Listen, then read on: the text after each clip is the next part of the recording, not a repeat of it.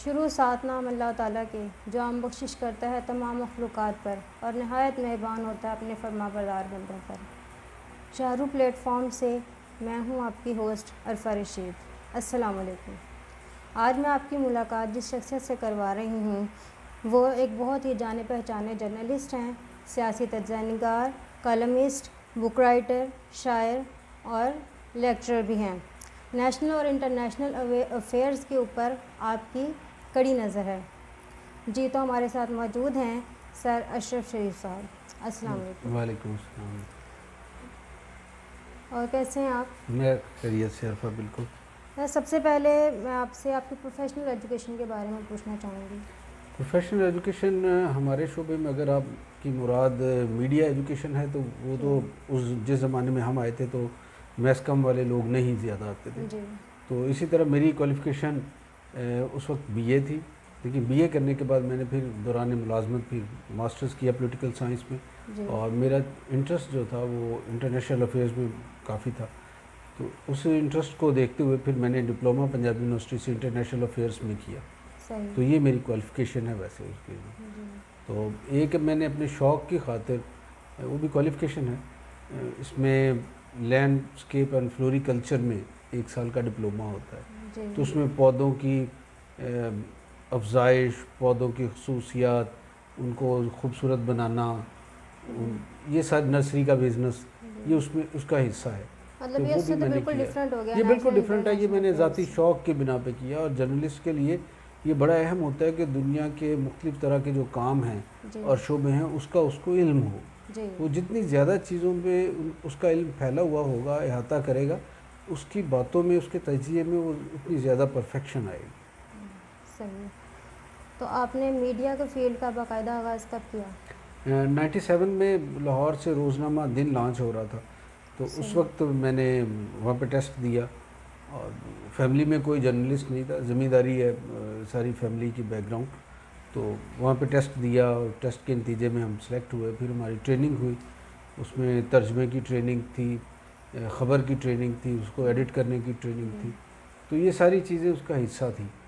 تو وہ جب ٹریننگ مکمل ہو گئی تو پھر میں نے نیوز روم باقاعدہ جوائن کیا دن کا ہی، اور کچھ عرصہ وہاں پہ ڈیسک پہ رہا، پھر وہی کہ میرا انٹرسٹ چونکہ انٹرنیشنل ریلیشنز میں تھا، انٹرنیشنل افیئرس میں تھا، تو پھر انٹرنیشنل ڈیسک کا انچارج میں بنا، اور پاکستان کی تاریخ میں بہت کم لوگ ہوں گے، میرا نہیں خیال کہ جتنی تیزی کے ساتھ اللہ تعالیٰ نے مجھے موقع دیا آگے بڑھنے کا یا بڑے منصب تک پہنچنے کا۔ مطلب میں نے اپنی زندگی کے پہلے 2 سال کے اندر میں میگزین ایڈیٹر کے طور پہ کام کرنے لگا، ایک بڑا پیپر جو تھا نیشنل پیپر، تو یہ بڑا کم ہوتا ہے عام طور پہ، اور 7 سال کا میرا کریئر تھا جب میں ایڈیٹر بن گیا۔ تو یہ لوگوں کو اس منصب تک پہنچتے ہوئے بہت دیر لگتی ہے۔ اب بھی ہم دیکھتے ہیں، مجھے 22-23 سال ہو گئے اس شعبے میں آئے ہوئے، تو بہت میں اب دیکھتا ہوں کہ اللہ تعالیٰ نے کیسے مجھے موقع دیا کہ میں بڑی جلدی جمپ کر گیا، اور اس میں کسی کے سرپرستی کی بات نہیں ہے، ایک شوق ضروری ہے آپ کا۔ آپ کا اگر شوق اور پروفیشن اکٹھے ہو جائیں تو یہ بڑی آئیڈیل ایک سچویشن بن جاتی۔ تو میرے ساتھ یہ تھا، کیونکہ مجھے لکھنے پڑھنے کا شوق تھا، تو میں یہی سوچا کرتا تھا کہ اگر میں نے اخبار میں کام نہ کیا، اس وقت الیکٹرانک میڈیا تو نہیں تھا، کہ اخبار میں کام نہ کیا تو پھر لکھنے پڑھنے والا آدمی یہی کرے گا کہ کسی فیکٹری کا مزدور بنے گا، اگر اسے لکھنے پڑھنے کا کام نہیں ملتا تو پھر یہی تھی اس کے پاس، تو مزدوری کی بجائے تو یہ تو اچھا ایک کام تھا، تو اس کے لیے پھر زیادہ تھوڑی سی محنت بھی کی۔ جی ایسا ہی ہے۔ تو آپ نے اخبار کے مختلف سیکشن میں کام کیا ہے، نیوز روم میں کیا ہے آپ نے، میگزین سیکشنز میں، رپورٹنگ میں، تو آپ کو سب سے زیادہ کہاں پہ کام کرنے کا مزہ آیا؟ لکیلی مجھے جو استاد تھے وہ بڑے اچھے مل گئے، مجھے ایک بغیر سرپرستی کے، بغیر کسی بیک گراؤنڈ کے میں اس شعبے میں تو آ گیا، لیکن آنے کے بعد اگر آپ کو اساتذہ اچھے مل جائیں اور سرپرستی مل جائے تو آپ کی ٹریننگ اچھی ہو جاتی ہے۔ میں نے کچھ عرصہ جب نیوز روم میں گزارا تو مجھے یاد ہے کہ انہی دنوں لیڈی ڈائنا والا واقعہ ہوا، تو اس کی ٹرانسلیشن اکثر جو اس کی خبریں چھپیں وہ میری ٹرانسلیٹ کی ہوئی تھی، مجھے پہلی بار محسوس ہوا کہ اتنی خوبصورت انگریزی اس خبروں کے اندر، بالکل لٹریری انگریزی بہت خوبصورت آتی تھی۔ کریڈ کہاں سے آتی تھی زیادہ؟ وہ کریڈ آتی تھی، کریڈ مشین ہوتی تھی تو وہاں سے آتی تھی، اے پی پی وغیرہ کی، اور باہر رائٹرز کی ہوتی تھی, AFP کی ہوتی تھی, تو اس کو میں ترجمہ کرتا تھا, اور پھر نیوز روم میں جو ہمارے سینئرز لوگ تھے وہ اس ترجمے کے اوپر خبر بنایا کرتے تھے. تھوڑا عرصہ میں نے نیوز روم میں کام کیا, تو پھر ہمارے ایڈیٹر ہوتے تھے نوید چودھری صاحب, وہ اب City 42 کے گروپ ایڈیٹر ہیں. تو نوید چودھری صاحب نے مجھے بھیج دیا مانیٹرنگ میں. مانیٹرنگ میں پوری دنیا کا میڈیا جو ہے اسے آپ دیکھتے ہیں کہ کس طرح سے کام کرتا ہے. وہاں پہ بھی یادگار واقعہ یہ ہے کہ جب انڈیا نے پہلے دھماکے کیے تو وہ اس وقت میں مانیٹرنگ پہ تھا, تو وہ خبر بھی میں نے دی. پھر جب پاکستان نے جوابی دھماکے کیے تو اس وقت بھی میں تھا, اس کی خبر بھی میں نے دی سب سے پہلے. تو مانیٹرنگ میں میری ایک صلاحیت یہ پیدا ہوئی کہ CNN وغیرہ دیکھتے ہوئے عام طور پہ یہ ہوتا تھا کہ مانیٹرنگ میں ہمارے SOPs تھے کہ ہم ریکارڈنگ پہ لگا دیتے تھے اگر کوئی پروگرام چل رہا ہے, کیونکہ انگریزی میں ہوتا تھا اور امریکن انگریزی ہوتی تھی, تو اسے سمجھنا تھوڑا سا مشکل ہوتا ہے, دھیان سے سننا پڑتا ہے. لیکن میرے ساتھ یہ ہوا کہ کچھ عرصے کے بعد ایسی صلاحیت پیدا ہو گئی کہ جیسے جیسے وہ بولتا تھا اینکر یا کوئی پروگرام میں تجزیہ کا, میں اسی وقت ساتھ ساتھ اس کا ترجمہ کر لیتا تھا, ساتھ بالکل اسی ٹائم پہ. ادھر پروگرام بند ہوتا تھا, ادھر ترجمہ اس کی انالیسس بند ہوتے تھے, ادھر میری خبر تیار ہو کے نیوز روم میں چلی جاتی تھی. اچھا, اس سے وہ بڑا زبردست مجھے اندازہ ہوا کہ میرے اندر یہ بھی ایک چیز تھی. اتنی تیزی کے ساتھ ریکارڈنگ پہ میں اس وجہ سے لگا دیتا تھا چیزیں کہ بعض اوقات کوئی اہم فگرز ہوتے تھے, کوئی فیکٹس ہوتے تھے, ان کو چیک کرنے کے لیے کہ کہیں آپ سے لکھتے ہوئے وہ چھوٹ تو نہیں گئے, تو وہ میں اس کے لیے لگا دیتا تھا. لیکن براہ راست ہی عام طور پہ وہ خبر بنا کے نیوز روم میں چلی جاتی تھی. تو یہ ایک بڑا میں نے وہاں سے سیکھا. پھر نیوز روم کے اندر ایک ماحول ہوتا تھا, پڑھے لکھے لوگ ہوتے تھے. آج میں دیکھتا ہوں کہ شاید ہم وہ ماحول اپنے جونیئرز کو نہیں وہ دے سکے. اس وقت جو اساتذہ ہوتے تھے, جو شاعر ہوتے تھے, ادیب ہوتے تھے, تو وہ نیوز روم کا حصہ ہوتے تھے. وہ کبھی ایسے بھی ہوتا تھا کہ وہ ان کی ضرورت اس طرح سے نہیں پڑتی تھی, وہ کوئی زیادہ ایکٹیو نہیں ہوتے تھے, لیکن ان کو رکھا گیا ہوتا تھا کہ بعض اوقات کسی لفظ کا مطلب نہیں پتہ ہوتا, کوئی اچھا لفظ لینے کے لیے متبادل ان سے بات کی جاتی تھی, کوئی شعر آ جاتا تھا, کوئی اصطلاح آ جاتی تھی, تو اس وقت ان سے مدد ملتی تھی. وہ ایسے ہی تھے کہ جیسے گوگل ہوتے ہیں, وہ اس وقت ایسے تھے وہ لوگ. تو لیکن ان کی جو کمپنی ہوتی تھی, جو تربیت ہوتی تھی, وہ شائن کر دیتی تھی آدمی کو. تو ہمیں یہ بھی موقع ملا کہ ہمارے ساتھ ایسے بہت سے لوگ تھے. پھر نیوز روم میں الگ الگ حیثیت اور مہارت کے لوگ بیٹھے ہوتے تھے. ایسے لوگ بیٹھے ہوتے تھے جو کورٹ کی خبریں بناتے ہیں. عدالتی خبر کو بنانا یہ بڑا مشکل ہوتا تھا, کیونکہ عدالت کی طرف سے آپ کو توہین کا بھی وہ آ سکتا ہے نوٹس, اور خلاف حقائق اگر کوئی چیز ہو تو اس پہ بھی آپ کی پکڑ ہو سکتی تھی.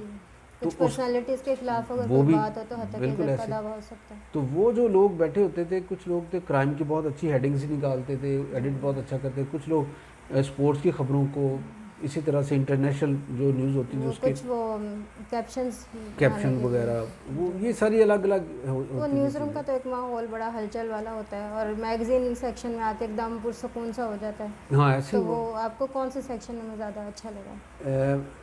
میگزین میں مجھے ایسی دلچسپی عرفہ رہی کہ جب میں بالکل ابتدا میں تھا نا, تو میں دیکھتا رہتا تھا کہ یہ خبر جو ہے یہ اگر میں بناؤں اور اس کے بعد یہ جتنی خبریں بنی ہیں ان سارے مجھے اختیار ہو کہ یہ ڈسپلے ایک پیج پہ دینا ہے, تو کون سی خبر کتنی لگے گی, کتنے کالم میں اور کہاں پہ لگے گی. تو میں ایک اپنے تصوراتی ایک اخبار بنایا کرتا تھا. یہ میری پریکٹس ہوتی تھی, یہ پراپر میری روز کی پریکٹس ہوتی تھی یہ. اور اگلے دن میں اپنا جو تیار کیا وہ اخبار ہوتا تھا نا, وہ مختلف اخبارات کو سامنے رکھتے ہوئے دیکھا کرتا تھا کہ کس سے میچ کر رہا ہے. تو اس سے مجھے بڑا زبردست ایک ایکسپیرینس ہوا. جب میں خود ایڈیٹر بنا تو وہ ایکسپیرینس میرے کام آیا. اسی طرح سے میگزین کے جو پیجز ہیں میں وہ بھی دیکھا کرتا تھا کہ اگر آج کسی ایشو پہ کوئی ایڈیشن دینا ہے تو اس ایشو کو کس طرح سے ڈسپلے ہوگا, اس کے کون سے اینگل کور کیے جائیں گے. یہ میں پریکٹس کیا کرتا تھا اپنے طور پہ. تو جب میں میگزین ایڈیٹر بنا تو میں نے وہ سارے فارمولے اپلائی کیے وہاں پہ. میرے پاس یہ نہیں تھا کہ سوچنے کے لیے کہ میں کیا کروں, میرے پاس آلریڈی بہت کچھ تھا کہ میں نے یہ کرنا ہے.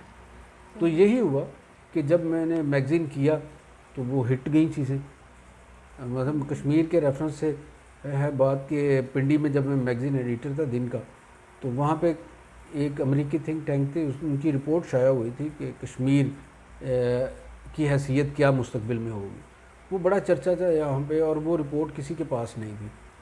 تو یہ جو جموں کشمیر لبریشن فرنٹ ہے جس کے چیئرمین یاسین ملک ہے, یہ اس گروپ کو اس وقت پاکستان میں بین تھا یہ گروپ. اچھا. تو ان کے ایک صاحب تھے وہ میرے دوست بن گئے. وہ رپورٹ ان کے پاس آ گئی. وہ رپورٹ شائع بھی نہیں ہو سکتی تھی. تو میں ان کے پیچھے 6 ماہ لگا رہا. آخر وہ کہتے تھے پڑھ لیں آپ, لیکن اس کی کاپی نہیں میں دے سکتا. تو 6 ماہ کے بعد میں انہیں اس سطح پہ لے آیا کہ انہوں نے کہا اچھا ٹھیک ہے آپ لے لیں. پھر ہم نے بات کی متعلقہ کوارٹر سے کہ ہم یہ چیز چھاپنا چاہتے ہیں, تو چھاپی وہ. تو اس طرح سے ایکسپیرینس مختلف رہے. ذاتی طور پہ میں آپ کو بتاؤں ایڈیٹوریل میں کام کیا, اب بھی وہیں پہ کر رہا ہوں ساتھ. میگزین کا کام ہے, نیوز روم کا ہے. لیکن مجھے جو مزہ آیا نا وہ میگزین میں, اس میں ورائٹی بہت ہے آپ کے کام کی. آپ لکھتے بھی ہیں, آپ لوگوں کو انٹرویو بھی کرتے ہیں, آپ تجزیہ بھی کرتے ہیں. اس میں پھر آرٹ بھی آ جاتا ہے کہ آپ نے کسی چیز کو بنانا بھی ہے, اس کی شکل بھی بنانی ہے, تو وہ بھی چیز آ جاتی, کریشن آ جاتی. تو یہ ساری کلرز کا چناؤ بھی آ جاتا ہے. بالکل, رنگوں سے لے کے پھر آپ وہ پوری ایک پروڈکٹ ہے. اور اس پروڈکٹ کے مختلف فیزز ہوتے ہیں, وہ سارے آپ نے دیکھنے, آپ ذمہ دار ہوتے ہیں میگزین ایڈیٹر کے طور پر. تو میں ذاتی طور پر سمجھتا ہوں کہ میگزین مجھے سب سے اچھا لگا شعبہ. صحیح. آپ نے مختلف اخبارات میں کام کیا, تو کون سا ادارہ آپ کو سب سے اچھا لگا کہ آپ کو یہ لگے کہ میں نے اس ادارے سے سب سے زیادہ سیکھا ہے؟ اچھا, اس میں ہر ادارے کی کچھ اچھی چیزیں ہیں, کچھ نیگیٹو بھی ہیں. تو روایتاً یہ ہوتا ہے کہ ہم منفی چیزوں کا نام نہیں لیتے, تو میں بھی نام نہیں لوں گا, لیکن میں اچھی چیزوں کا نام لے لیتا ہوں. کہ جب دن میں سٹارٹ, تو وہاں سے ایک ٹریننگ سب ایڈیٹر کے طور پہ میں نے کام کیا, اور پھر ایڈیٹر بن گیا اسی ادارے کے اندر, اور مختلف طرح کی ٹریننگ مجھے ملی وہاں سے. میں نے دن سے بہت کچھ سیکھا, مجھے اساتذہ ملے وہاں سے, سب سے بڑی بات ہے. اس کے بعد انڈیپینڈنٹلی جب میں گیا تو دن سے نکل کے نئی بات میں نے جوائن کیا ڈپٹی ایڈیٹر کے طور پہ. تو نئی بات میں نے وہ چیزیں اور زیادہ انداز سے کھلے ایک اختیار کے ساتھ استعمال کی, اور وہاں پہ اس کے بہت اچھے رزلٹ آئے. ہم نے نئی بات بہت اچھا اخبار بن گیا اسٹارٹ میں. نئی بات کے بعد مجھے موقع ملا, دنیا اخبار لانچ ہو رہا تھا, اور وہاں پہ مجھے کورسپونڈنٹ کے انچارج کے طور پہ ذمہ داریاں ملی. وہ ایک بالکل اور کام تھا. تو وہ پورے پاکستان کے لوگوں کو اس طرح سے دیکھنا, ان کو اسائنمنٹس دینی, پھر فالو اپ ان کے کروانے, اور اس میں پھر بزنس لینا بھی شامل تھا. وہ بالکل ایک نئی طرح کا کام تھا. یہ بھی بڑا مزیدار کام تھا. اگر میں سمجھتا ہوں کہ مجھے وہاں پہ لکھنے کی پابندی اگر مجھ پہ نہ ہوتی تو شاید میں دنیا نہ چھوڑتا. یعنی میں نے صرف اس وجہ سے چھوڑا کہ وہاں پہ کالم کی مجھے اجازت نہیں مل رہی تھی. اور جنگ میں ظاہری بات ہے, ہر پالیسی ہوتی ہے ہر ادارے کی. ہاں بالکل, ان کی وہ پالیسی تھی وہ شاید. اسی طرح جنگ میں نے کچھ عرصہ کام کیا, اور اب 4 سال سے میں 92 نیوز میں پیپر میں کام کر رہا ہوں. اب یہاں پہ میرے ساتھ یہ سہولت ہے کہ اسسٹنٹ ایڈیٹر ایڈیٹوریل کے جتنے پیجز ہیں وہ میرے پاس ہیں. میں نے ایڈیٹوریل لکھنا ہوتا ہے, ویکلی 3 کالم میرے شائع ہوتے ہیں وہاں پہ. پھر ہمارے پاس چونکہ اساتذہ جو لکھنے والے ہیں وہ لکھ رہے ہیں, ہارون رشید صاحب لکھ رہے ہیں, اوریا مقبول لکھ رہے ہیں. تو جب آپ بڑے اور سینئرز آپ کے پاس لکھنے والے ہوں نا, تو اور آپ نے ان کی تحریریں دیکھنی ہوں, تو پھر آپ لرن بھی کرتے ہیں, آپ کسی بھی سٹیج پہ ہوں. یعنی آپ کسی کے لیے استاد ہو سکتے ہیں, لیکن آپ کے بھی استاد ہوتے ہیں شعبے میں, کہیں نہ کہیں آپ کے بھی سینئر ہوتے ہیں, تو وہ سکھاتے بھی ہیں چیزیں. تو یہ اس گروپ میں یہ فائدہ ہے کہ یہاں پہ چونکہ سینئر لوگ کافی ہیں, ارشاد عارف صاحب ہیں وہ بھی سینئر ہیں, تو ہمارے گروپ ایڈیٹر ہیں, تو ان کی وجہ سے کچھ سیکھنے کو بھی ملتا ہے. باقی کچھ جونیئرز بھی ہیں اور کچھ ہمارے ہم عمر بھی ہیں, وہ انہیں ہم بتاتے ہیں کہ آپ اس طرح سے کام کریں. ان کی غلطیاں بھی آتی ہیں, ان کو بھی ٹھیک کرتے ہیں.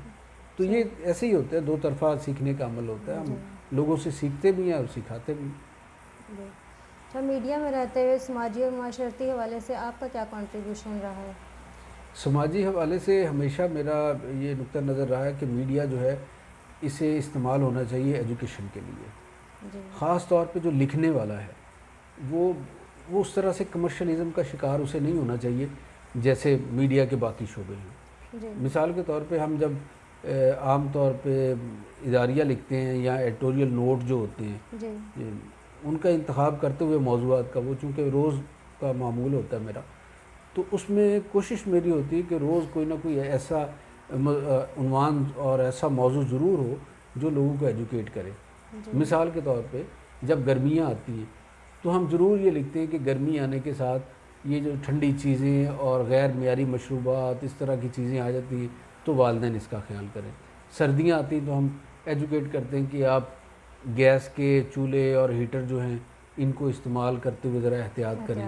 اگرچہ گورنمنٹ اپنی جگہ پہ بعض اوقات اس طرح کی کمپین چلاتی ہے لیکن ہم بطور ادارہ بھی یہ میسیج دیتے ہیں. اسی طرح سے یہ ہیرسمنٹ کے جو واقعات ہوئے اس حوالے سے بھی ہم ایجوکیٹ کرتے ہیں لوگوں کو کہ کس طرح سے کرنا ہے.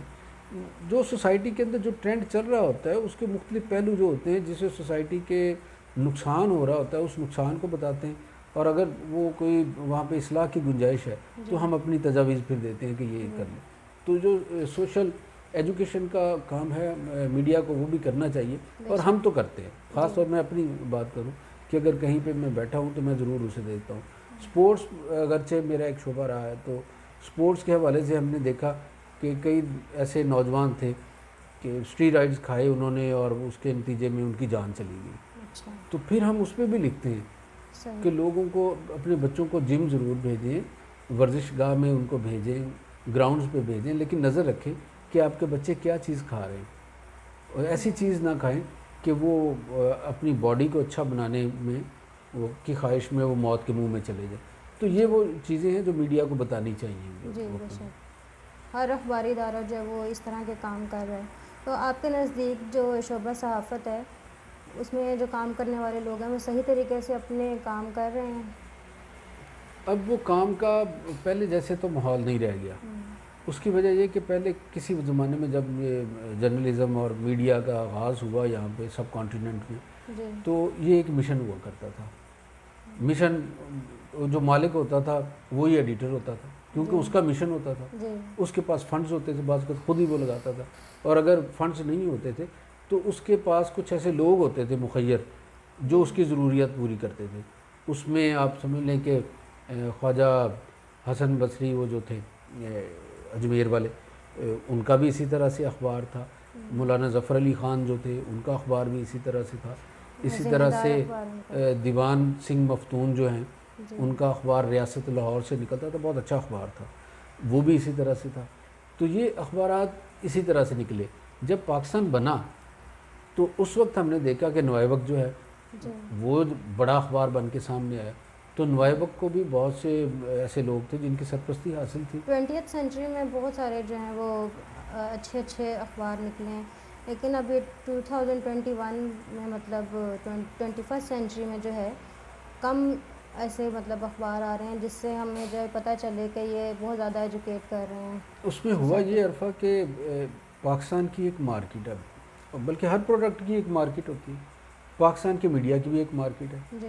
ہم کہنے کو 21 کروڑ ہیں لوگ. اب 21 کروڑ میں سے زیادہ سے زیادہ لوگ اگر اخبار خریدنے والے جو ہوں گے تو وہ شاید کو 20 لاکھ ہوں گے لوگ پورے پاکستان میں.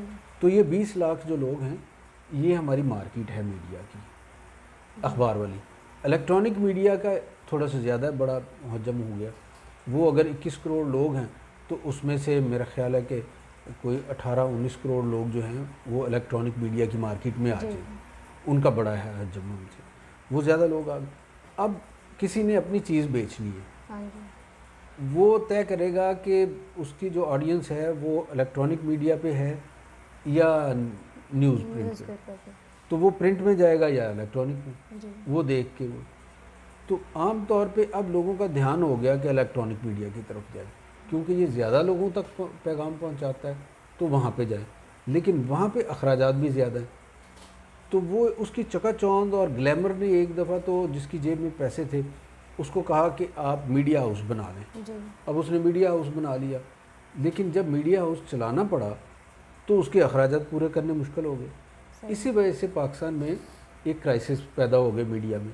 تنخواہیں جو ہیں وہ لوگوں کی ڈسٹرب ہو گئی, نوکریاں چلی گئیں. اس کے مقابلے میں جو پرنٹ میڈیا وہاں پہ اتنی ہلچل اس طرح کی ہمیں دکھائی نہیں دی.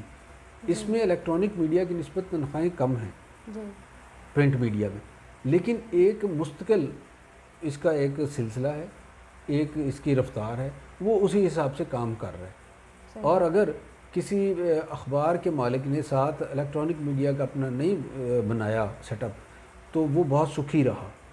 لیکن جن اخبارات والوں نے ساتھ الیکٹرانک میڈیا اپنا سٹارٹ کیا بزنس، وہاں پہ بحران آئے. جی. تو یہ ایک چیز تھی جس جیسے سمجھ وقت چینل بہت جلدی ختم ہو گیا. ہاں بہت جلدی، بلکہ انہوں نے آپ سمجھیں کہ چینل کے طور پہ وہ لانچ ہی نہیں صحیح طرح سے ہو سکا. اسی طرح سے دن اخبار اچھا بھلا تھا، انہوں نے ساتھ چینل سٹارٹ کیا، تو اب نہ وہ اخبار رہا نہ چینل رہا. جی. خبریں کے ساتھ بھی ایسا ہوا کہ خبریں اخبار ٹھیک تھا چل رہا تھا، انہوں نے چینل 5 سٹارٹ کر لیا. اب وہ نہ چینل 5 کو کوئی دیکھتا ہے نہ خبریں اخبار کو کوئی پڑھتا ہے. تو یہ بہت جگہ پہ ایسے ہوا. لیکن چونکہ وہ جو پیسہ خرچ کرنے والے خاندان تھے یا مالکان جو تھے، ان کے اپنے کچھ اہداف تھے، انہوں نے وہ حاصل کرنے تھے، وہ شاید انہوں نے حاصل کر لیے.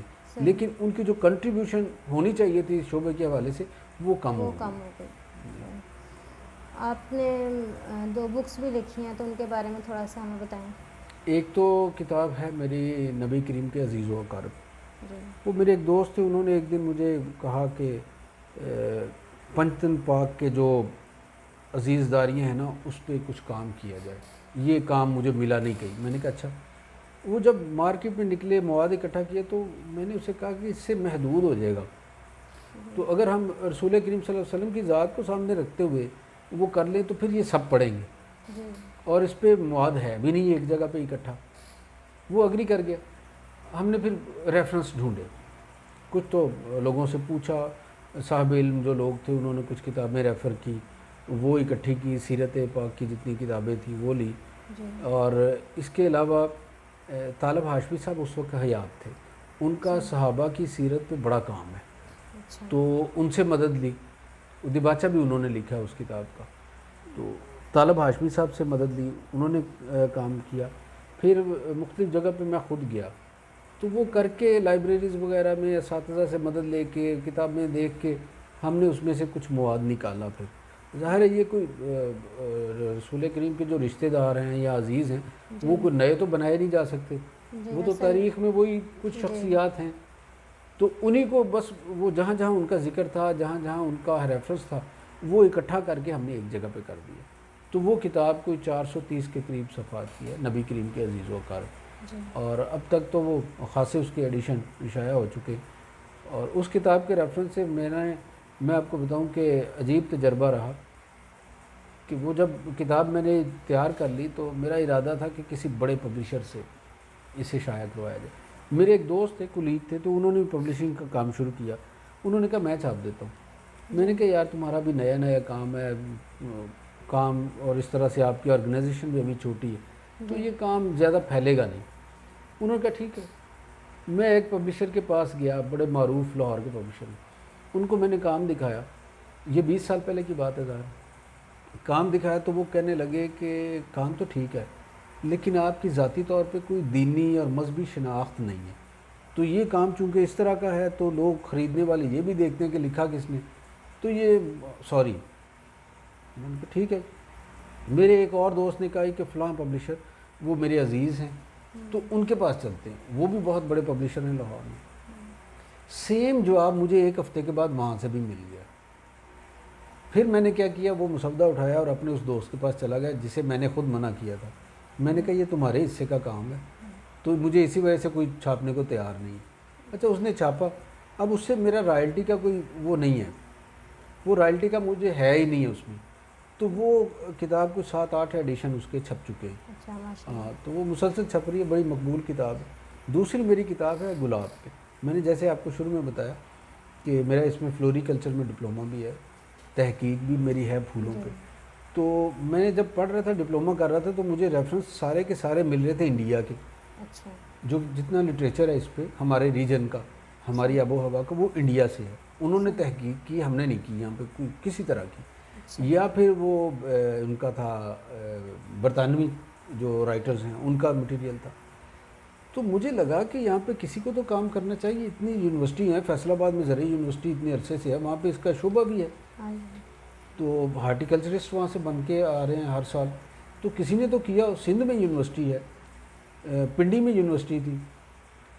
میں نے پھر نا وہ ایک سلیکٹ کیا، روز پھول جو ہے، پھر اس پہ میں نے کام کیا.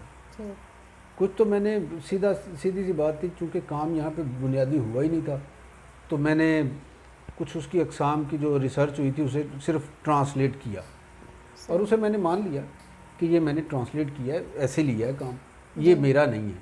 ہاں جی۔ پھر دوسرا اس کا کام جو میں نے کیا،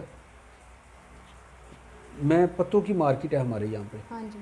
پھولوں کی سب سے بڑی مارکیٹ ہے پاکستان میں، وہاں پہ گیا، میں نے گروورز سے اور نرسری مینز جو تھے ان کے انٹرویوز کیے، وہ بہت سی معلومات مجھے ملی وہاں سے، وہ میں نے شامل کی۔